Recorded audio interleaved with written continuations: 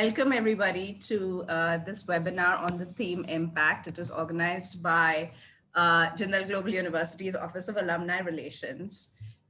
It's the second webinar in our professional advancement series. The first webinar, which happened last Saturday, was on the theme of inspiration. We have an amazing lineup of speakers today. There's Jackie Nachtigal, who's a professional futurist and lawyer from South Africa. She's also the head of Law for All. We have hopefully shortly joining us, Alice Namuli, who is an attorney and a law firm partner in Uganda, and who's also the founder of Coffee with Alice. And we are delighted to have Mitali Nikor, who is the founder of Nikor. Most recently was named the SDG champion for goal number 7. Again, welcome everybody. Sorry for the interruption. Alice has joined us now, and I request the IT team to. Yes, I can see her already among the panelists. Great. Welcome, Alice. Thank you. We were just starting out, so you haven't missed anything. I was just introducing the panelists and saying how delighted we are to have you all here to speak today on the theme of impact.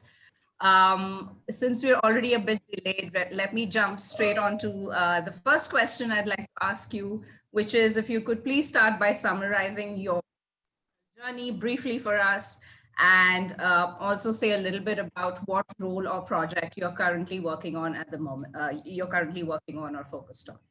So why don't we start with Jackie first, please? Okay, thank you so much, Kalyani.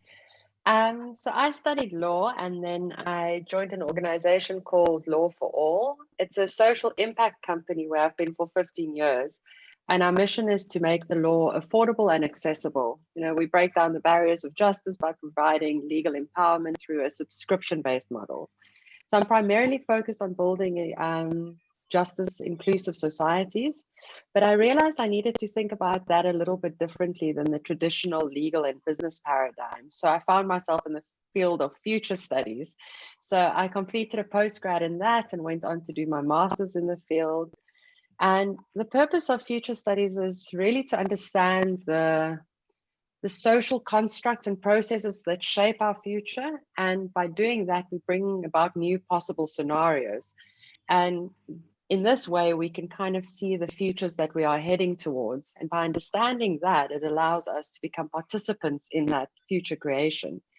The field of future studies is one that's very promising in areas of social involvement, where our minds are actively engaged in creating innovative interpretations and visions of this, you know, our past, our present, and then where we are heading.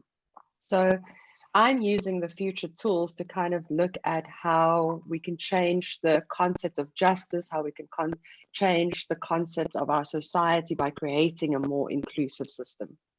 That's in a nutshell what I'm working on.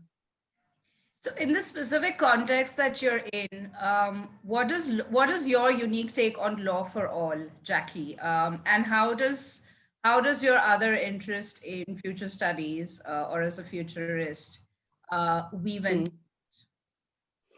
Law for All does law on a subscription-based model, right? So it's a privatized legal aid in a sense. So I'm trying to figure out, you know, everyone's working on technology and the traditional practice, but in my opinion, we need to find different models to make the law more inclusive.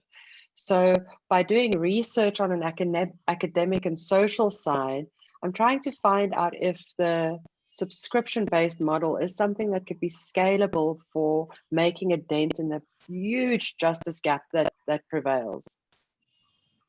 That's amazing. That sounds great. Mitali, let me come next to you, please.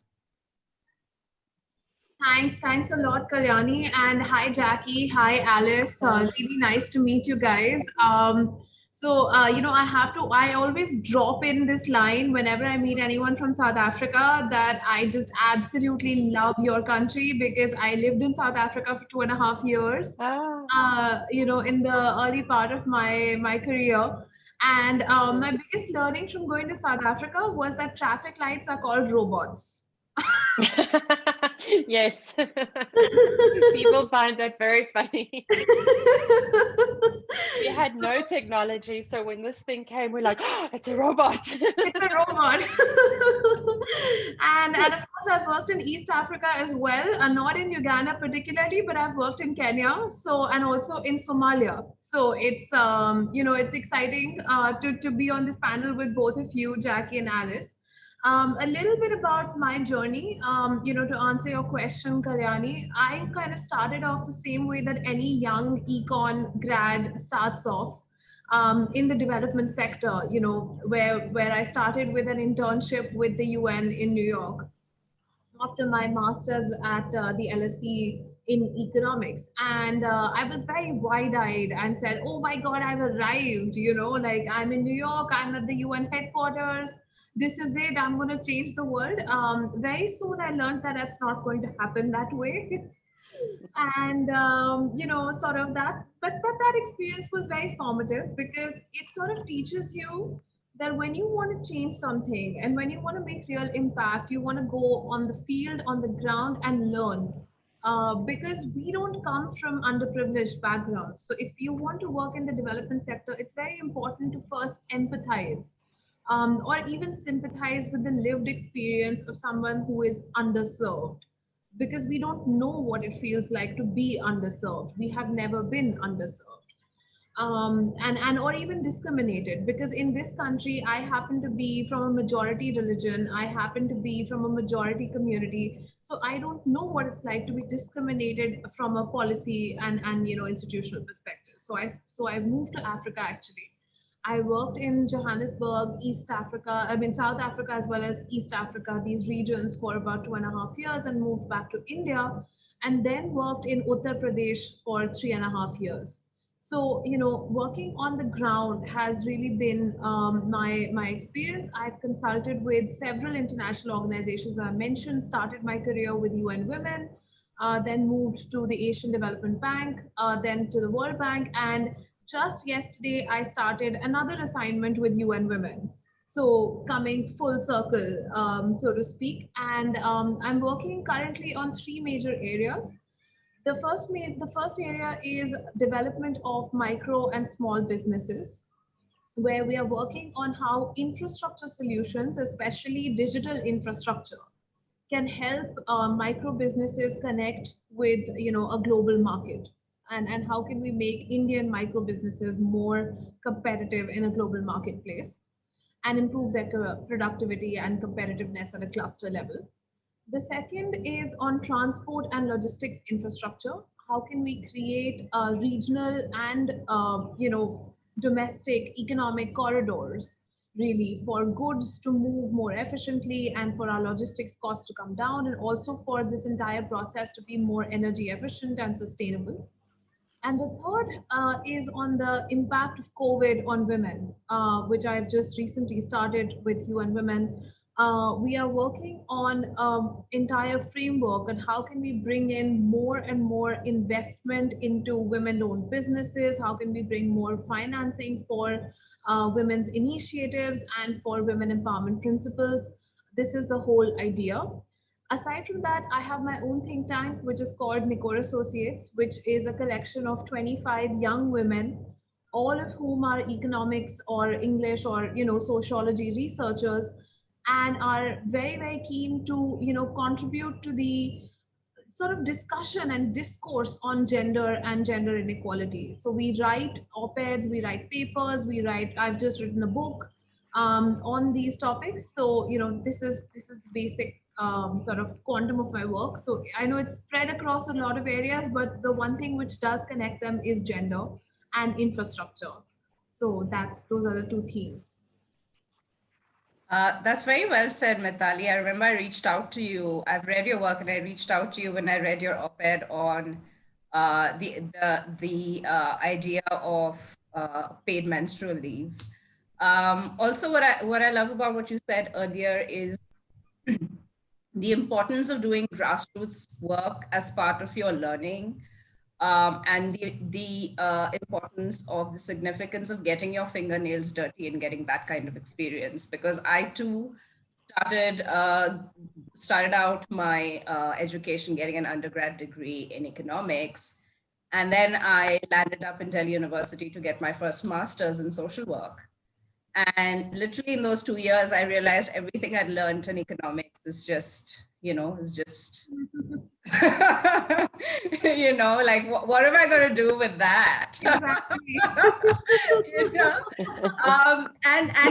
And much later too, that foundation of really knowing the grassroots in your own society, in your own country, is, I think, so foundational to, it's so vital to even having a global imagination, right? I think a global imagination that lacks that is really quite vacuous, in my view.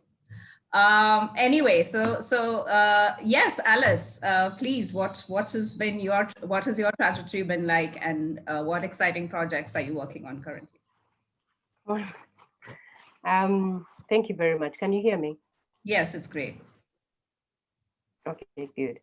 I am Alice Namuli Blazevich. Jackie, we seem to be going around in circles. I'm always with Jackie every the other time on a panel, so it's interesting. Again, being on the same panel, like, I think 3 times this week.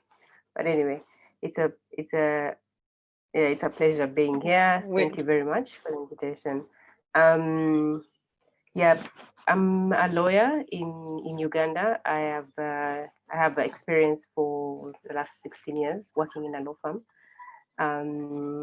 I joined as an intern up to partner level, and then I specialize in tech and innovation, basically supporting businesses that use emerging technologies, that is blockchain technology and artificial intelligence.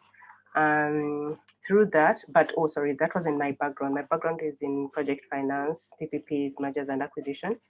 But I decided to get into tech for so many reasons. I thought technology was able to solve so many problems on the African continent. So being a leader on different platforms in Africa, I thought I would venture into it, try to understand it, and somehow I also ended up merging it into my practice. So I'm now a fully tech lawyer. And also, in addition to that, 3 years ago, I founded the Legal Innovation Hub, which is a space that I created majorly for young people on the continent to feel like safe to collaborate and innovate. We'll come together, collaborate with lawyers, because my background is law. So I thought that the legal profession of so many lawyers were we have like our own circle and bubble where we do our own things. So I just wanted a space where lawyers actually come out and be creative, especially the young people on the continent, express themselves and do pretty much amazing things that I just never usually taught in school. But also the major aim was, how can they collaborate with other professionals, so and innovate and come up with creative solutions that can definitely be able to enhance the way we deliver justice. So yeah, it's an amazing project that I usually work with, mostly like leaders.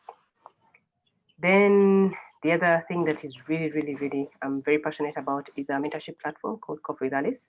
Actually, so many people who are in Coffee with Alice end up actually volunteering with the hub.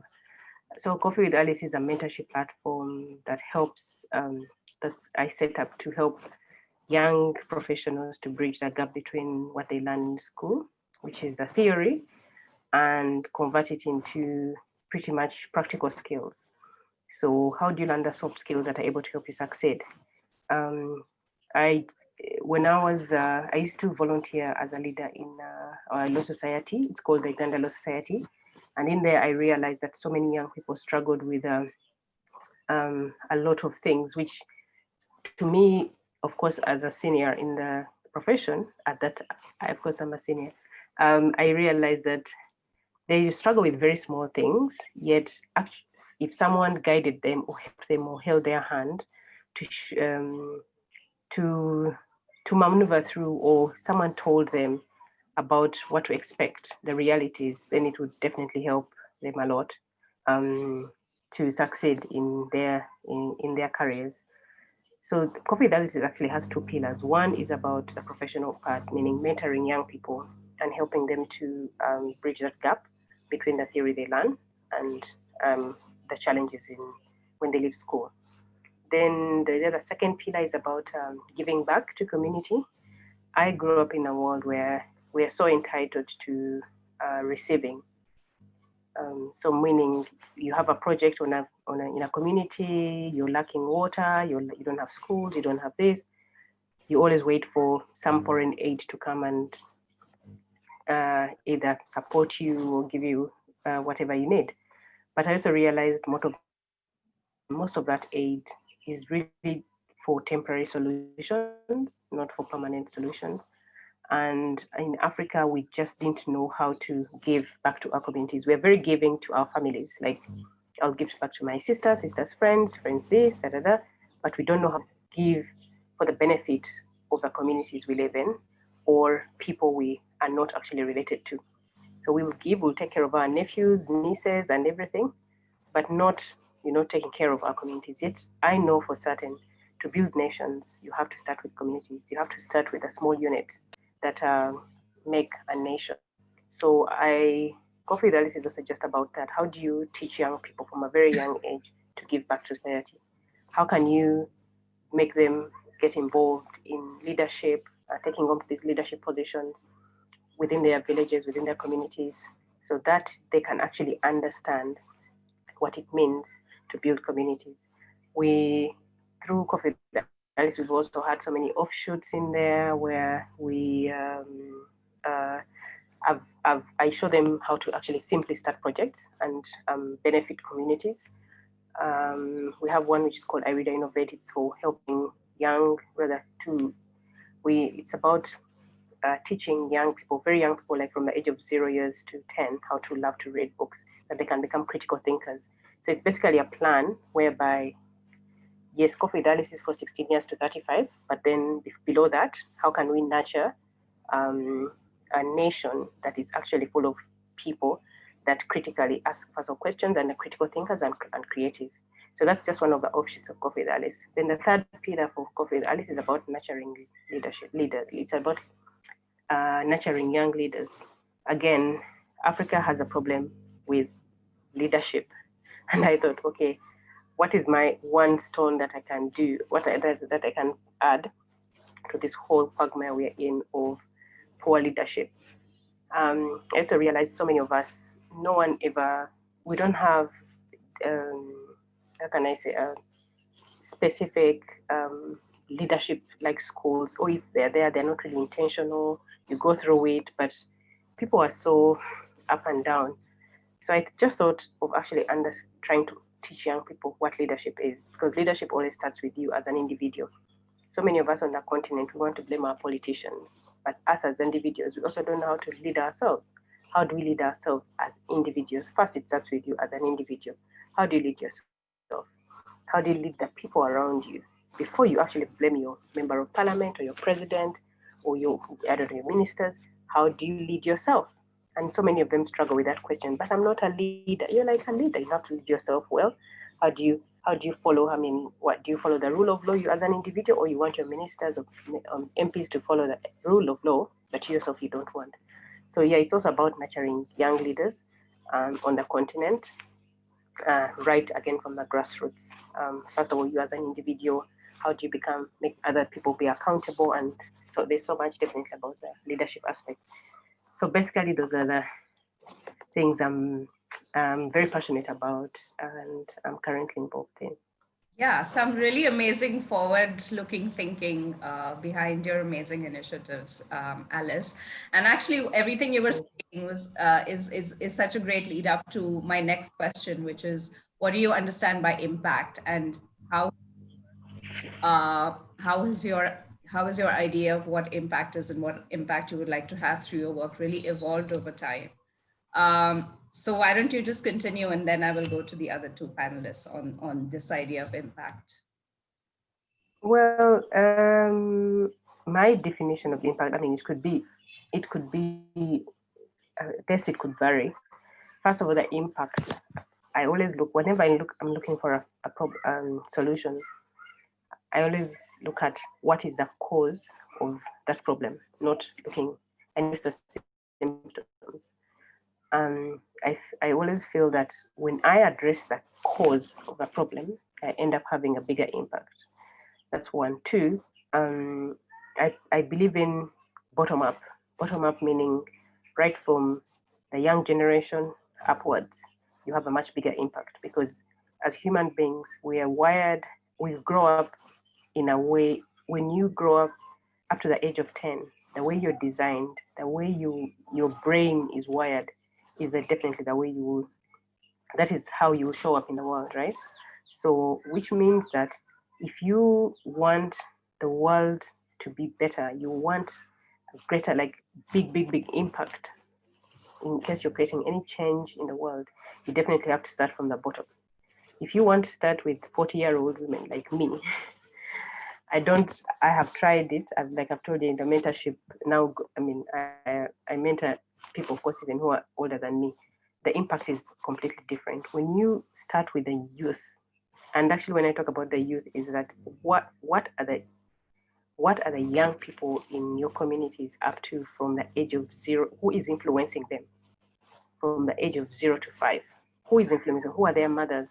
You understand? Who do they live with on a day-to-day basis? And those mothers, what are they telling them? How are they nurturing their children? So for me, impact starts, it's about having that great impact starts with the very young people, like from the 0 age going up, and also starting with me as an individual. If I want to change the world, I have to first change myself. If I'm promoting anything in the world, it has to start with me. I cannot be, like, for example, I can't say I'm a labor rights lawyer or an activist when I treat cruelly the people I employ. Do you understand? Like, it has to start with me. You can't, the reason why so many movements don't thrive in the world is because the people who are promoting them are completely the opposite of what they're promoting. So for me, impact, if I want to change the world, to have an impact in the world, I realize it with me, how I behave, how I show up in the world, what I do, how I treat people around me, and yeah, and of course dealing with the young people. That's so well sorry, said. And thirdly, sorry. Of course, young people, what I mean is that dealing with communities, whatever change you want, I want in the world, I want to start from the bottom, meaning from the smallest unit of a community, which is a family. What definitely goes on in there? How do the people who lead those families, how do they nurture the people in their families, then in the community, and then it goes on and on up to, I guess, top leadership. Thank you. That's so well said. Yes, Matali, please. So, I'm already so inspired by everything that, of course, that Jackie told us about, making legal aid so accessible. And of course, everything that Alice is doing, especially, when Alice, you talked about intra-household, and the family unit. It really resonates because what we experience here, and this is why I feel that gender inequality is such a universal experience, right? Today, if we look at Poland, and the fact that there are so many women on the streets in Poland demanding the right over their own bodies, to control their own bodies, and all of us here in India demanding strict action against rapists in say whether it's Hathras or any other place. For me, impact really becomes also synonymous with action. These actions, mass action, the mass rebellions, where you see people coming out and expressing their views in a democratic fashion. Protest is a democratic right, and protest is increasingly coming under threat. But it is through protest that women won the right to the vote. It is through protests that women have won many of their rights, in fact, to independently hold office or to work in certain factories. No one has come to give those rights to them. Women through the centuries and through the years have fought for their rights. So for me, impact is about action. That action could be big or small.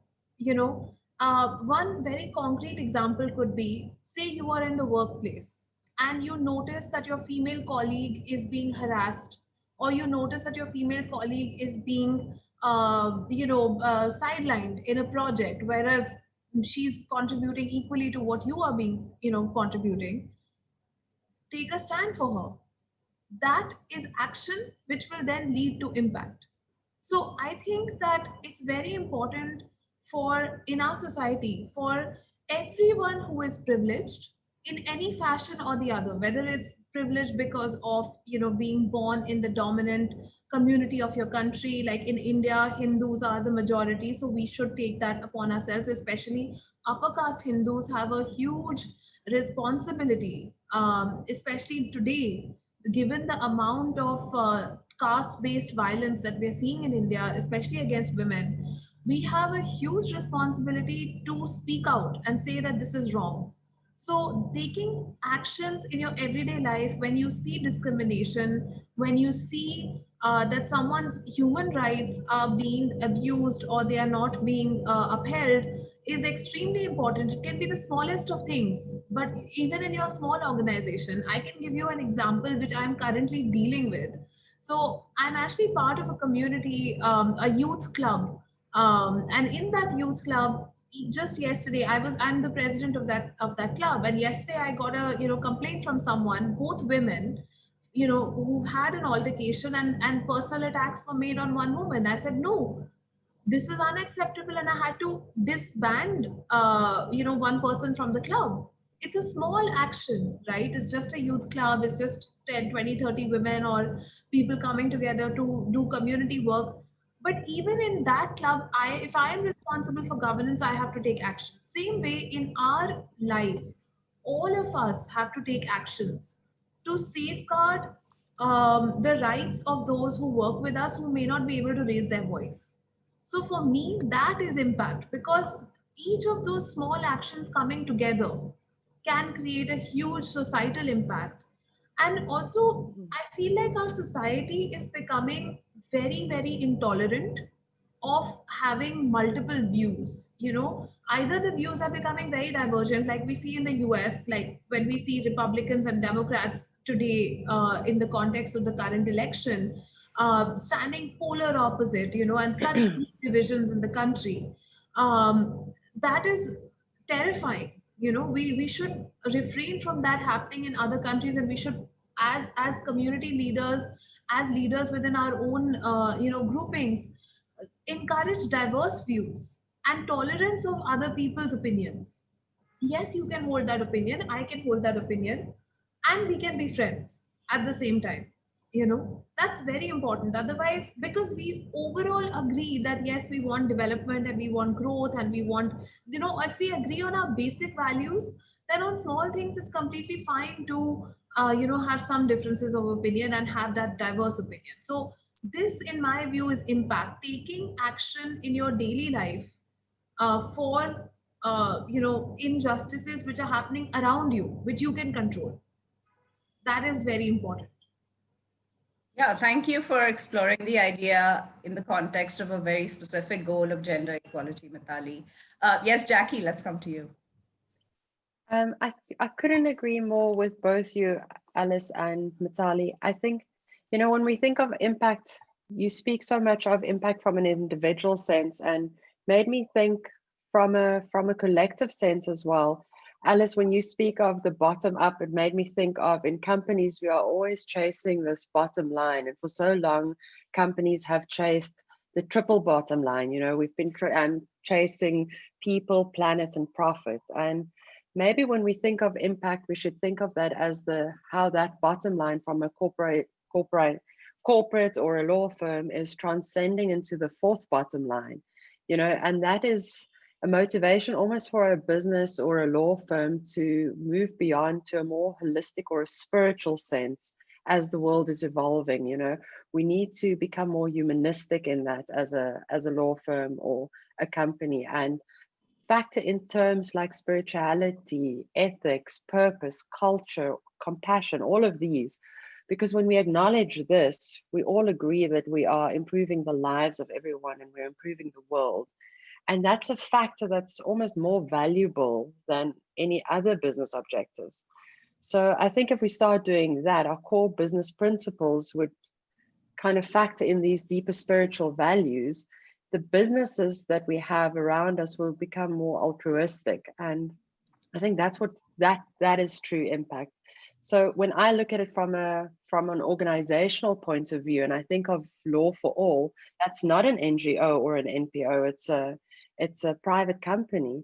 But we do realize we have a role that transcends these traditional bottom lines. I mean, if I think of what impact we have to answer to society. We have to answer to justice as a societal due for our clients and for everyone around us. We have to answer to the interior lives of these personal individuals that are connected to us. And most importantly, and I think that's very important, is that we have to answer to the future as well. And that's where the impact lies. I think as the legal landscape is changing a lot, we're moving from this predominant lawyer framework to a more customer-centric marketplace. And all of a sudden we are listening to what people want from us. We are not just giving them what we think as lawyers we should be giving to them.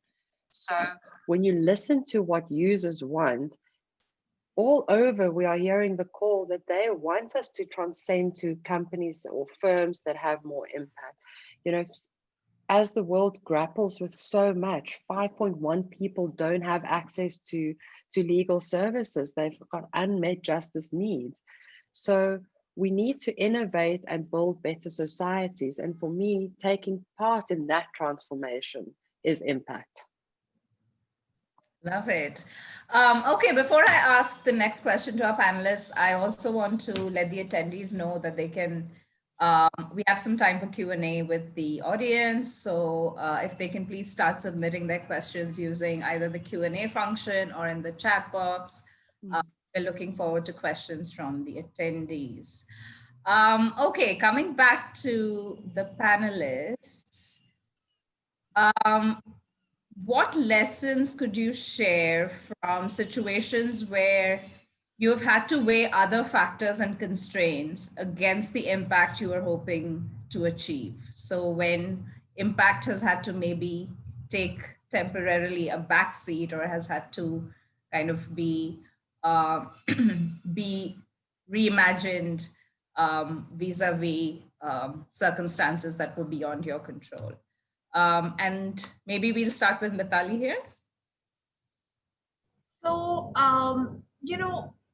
this is very interesting, circumstances being beyond your control, because today also we are in that situation, right, where COVID is going on and suddenly we find ourselves all at home with circumstances beyond our control. So this whole idea of things not working out, we feel that, oh, tomorrow something, I mean, this is the worst thing that could happen to me. But from what I've been through, I think that it's always, there's something good in store for you beyond that. So one personal incident which I can share, a few years ago, I had applied for the Young Professionals program at the World Bank, and it's a highly competitive position. There are around 50 people who are taken every year from the world, and 4 seats are reserved for Indians approximately, out of which 2 are for Indian women, and there's 1 seat for an Indian woman who doesn't have a PhD. So essentially I am competing globally for that 1 seat, right? Now of course, when you make such an application, you know that, I'm not going to think about it, I'm just going to apply, and then if it doesn't happen, you forget, like, it's okay.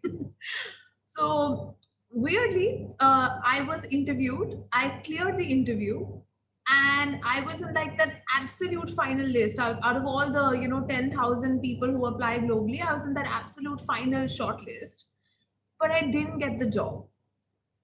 And I was just shocked because there's no criteria for not getting that job. It's just that your CV gets circulated, even though you're in that final list of 10 from which they have to pick.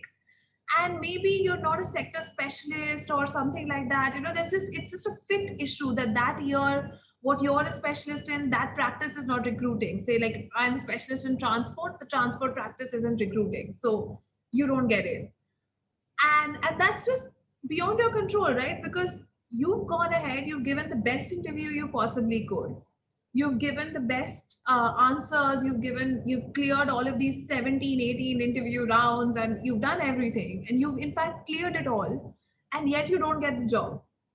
So it's this is one example of something which at that point, very honestly, was quite shocking, and of course not easy, and was something completely beyond my control. But I used the opportunity to make contact with a lot of people in the bank who liked me and my work and how I approached my work. And today they are my bosses through a contract. I'm not a YP, but I'm still working on the same projects as a consultant. And that helped me start my company and establish the practice that I have today. So at that time, of course, it does feel like, okay, this is an incident which is completely beyond your control. But it's shaped me and brought me to where I am today. So I don't regret it.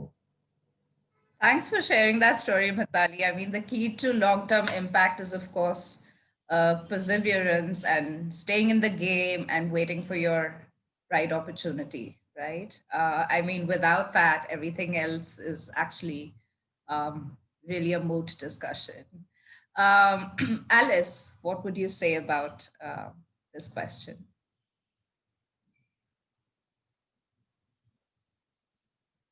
Please unmute yourself. Sorry. For me, there are two examples that have I had to stop what I was doing to reevaluate in terms of the impact I hoped I would achieve, or I was on the path of achieving. Two things. I used to head a project. It's called a legal aid project for our law society, and then every year we had very good numbers, meaning trying to promote access to justice to millions and millions of Ugandans. But then I realized that every year we were getting, actually, the impact was that we were actually reaching out to so many people in Uganda, enable them to access justice. So we're providing pro bono services. But then, of course, the pre-services meant that someone had to support us. We had to depend on donors to sustain the organization. So the donors for this organization had supported us for 25 years. And then after a couple of years, they were like, we have to pull out. But there has to be some kind of, so how are you going to sustain yourselves? They gave us 3 years. Now, within those 3 years, we're like, oh my, okay, we have this very amazing project that is able to deliver justice to millions and millions of people in Uganda, but it's not sustainable. How do we sustain it? And then to me, at that point, I realized that every year, actually, first of all, we're getting more and more cases. So for example, would resolve like 3,000 cases, and that would be good. The next year, 4,000, 5,000, until I stopped and said, okay, we are actually looking for solutions for the end of this problem. If we try to solve the cause of this problem, then these cases wouldn't be there. So it meant that whatever we're doing, we had to collaborate with other stakeholders like social workers. Because for example, it was more of helping Ugandans, or so many vulnerable people who had like domestic issues and like or land disputes. Land is a very big factor in our society. So land disputes constitute a majority of the cases we have in our courts. So I just realized that why do people actually keep fighting for land? Why are all these disputes there for land? And then I to me, I was thinking, how do we intervene so that disputes actually stop? Instead of having people displaced, instead of having many like families or so how do we come up with policies to make sure that women are protected on this property so that they're not thrown out, so that they end up coming to us to solve these problems? How do we stop domestic violence? Most of the other cases we're handling were domestic violence based. So how do you stop domestic violence? You have to go back to, again, to the family unit, like I said earlier, and intervene at that level. Because if you don't intervene, if you don't create good spaces for mothers to breed good children, for men, you understand, to talk to the men and to intervene so that these men don't actually harass these women, that means you're going to have more cases. Guess what? When we turned around our approach and we actually started collaborating with different stakeholders, meaning especially like social workers, community leaders, going and intervening at that level and saying, how can we actually help to reduce domestic violence? Instead of waiting for that violence to happen, and then we look for money to represent them in court. The other cases we had were for juvenile cases. So many young people on the streets ended up committing these crimes. When we looked at the statistics, these were the same children always in these prisons. They get out after like a year or whatever, months or whatever, they go back. It was a cycle. So the question was, where do these children come from? How do they get up on the streets? But so that turned around the whole organizations and the focus on how do we actually attack the root cause, as opposed to constantly writing proposals for door-to donors. Help us with money. Now we have this project. These are the numbers. When we started dealing with what they call it, with the causes, with the root causes of these problems, the numbers reduced. So we didn't actually need the money, as much money as we thought that we needed. And it turned out to be actually that the money, some of the monies, of course, our biggest donors withdrew later, but we actually also realized that one way of with the interventions before even the crimes are committed helped a lot and took away so many of the crimes. But of course, you can't deal away completely with crime in society, but it reduced a great deal.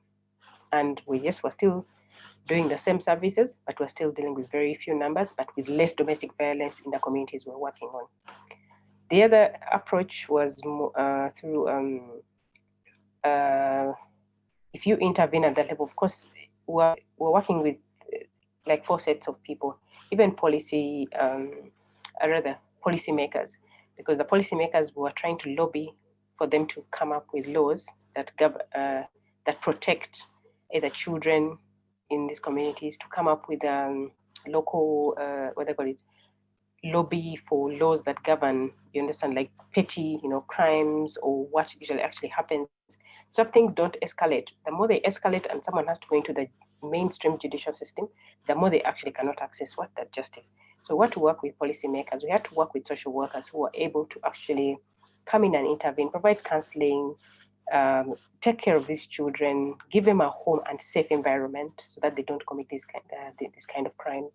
And then the other one was, of course, we as the lawyers on actually how to handle the lawyers themselves. And then the other approach was, how do we, the people who have benefited from the project, how can we encourage them to give back to the project so that the project becomes sustainable? And in the long run, you end up actually not needing donor funds. At first, they resisted it. They were like, no, we are vulnerable, we're indigent. But you find that even when you help someone to resolve a dispute, if it's land dispute and someone was taking advantage of them, when they sell that property, when they get an award in court where they receive, like, let me say, $10,000 or $20,000, they would just go away free, like scot-free. So we just taught them to give back. They're like, this is a project that has helped you. How do you able to help giving it back and sustain it, you as a person who has benefited from it?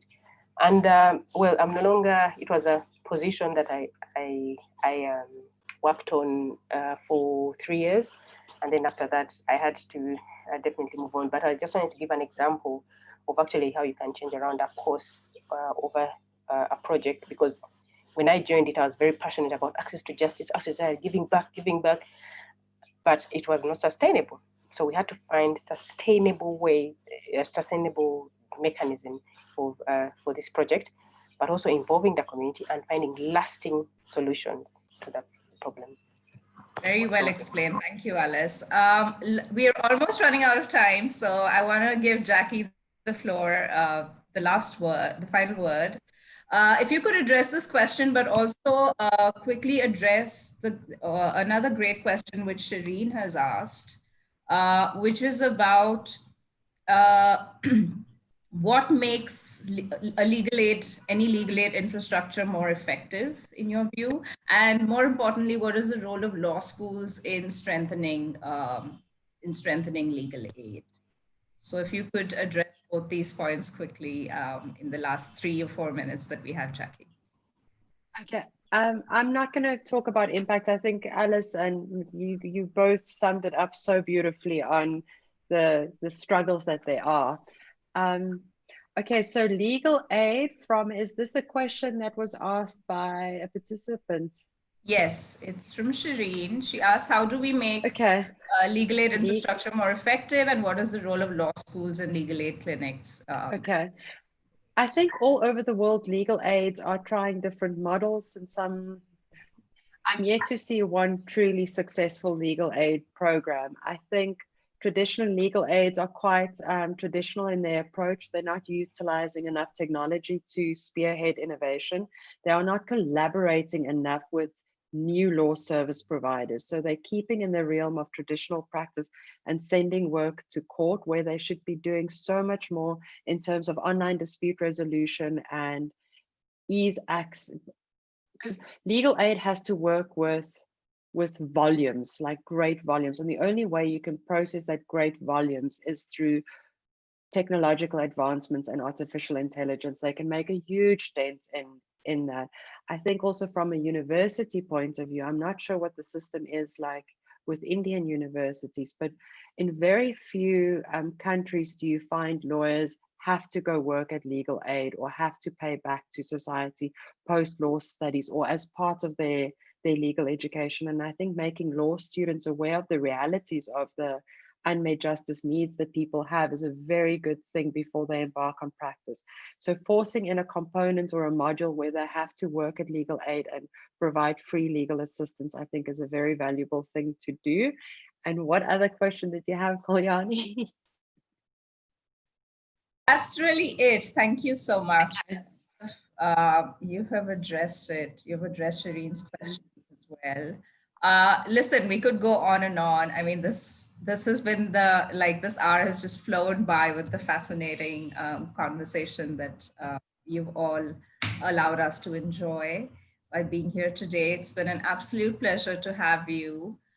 We would love for you to come and spend time at our university and share more of your experiences, but really also like when both of you were speaking and when Mithali was also speaking about her global experiences, I could see how much potential that there is for sharing lessons and experience and just the innovative steps that are being taken, in our different contexts.